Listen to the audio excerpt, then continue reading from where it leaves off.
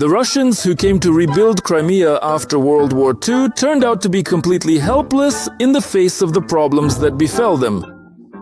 The devastation on the peninsula was especially severe.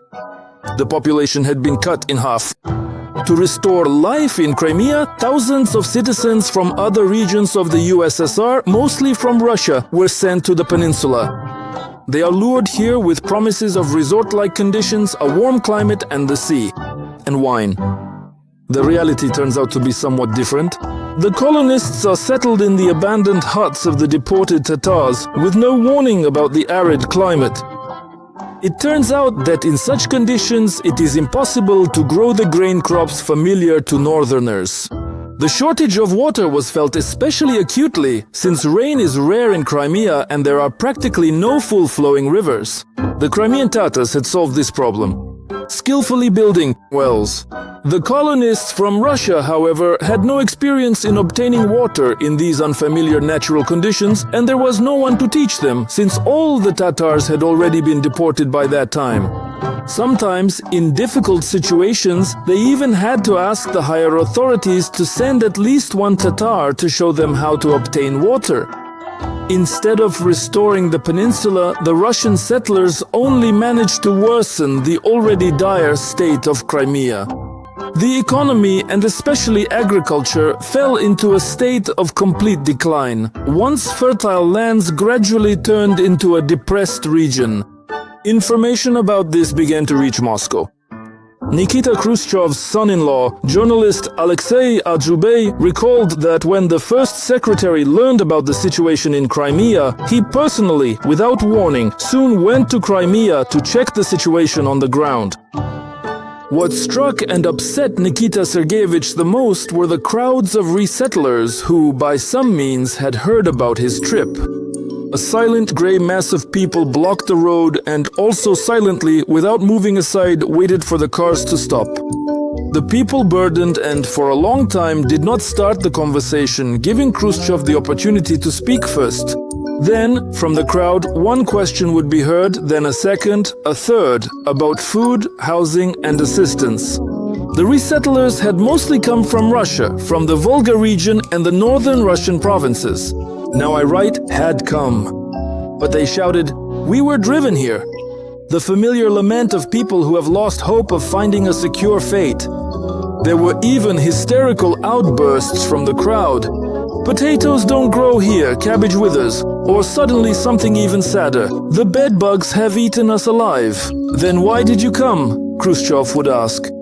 And the crowd would sigh. We were deceived. After such meetings, a heavy silence would fall in the car. Malenkov and Khrushchev would avert their eyes from each other, afraid of a possible quarrel. I could feel that Khrushchev was boiling with anger and was about to snap, but he would either calm down or play it sly.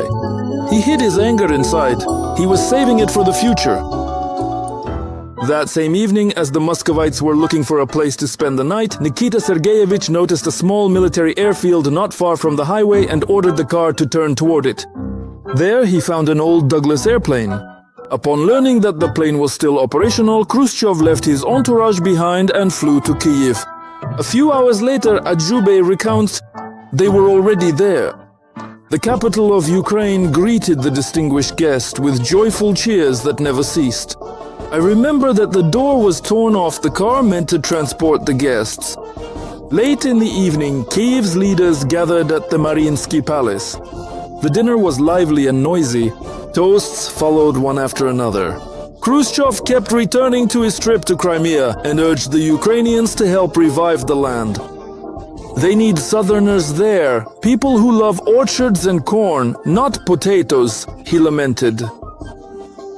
Most likely, even then during that trip, Khrushchev conceived the idea of transferring Crimea to Ukraine. Otherwise, the peninsula would have turned into a real desert.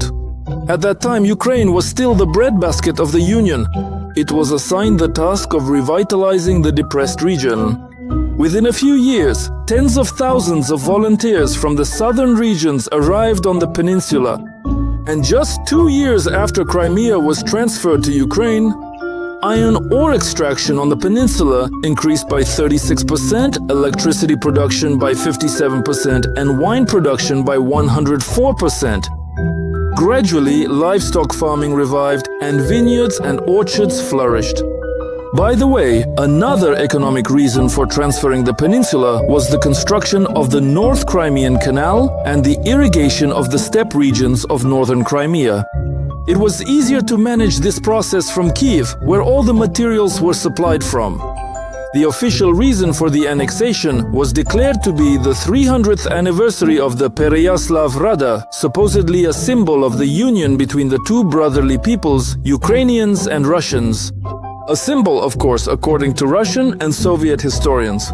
In reality, there was no union of so-called brotherly peoples. Ukrainians fought with Russians both before and after the Pereyaslav Rada. This is a very interesting topic, and a video about it is already being prepared by our channel's editorial team. In addition to the socio-economic aspects, there is also a theory that Crimea became a testing ground for intra-party struggles. At the time, Dmitry Shepilov, a member of the Central Committee of the CPSU, even accused Khrushchev of pandering to Ukraine in his memoirs.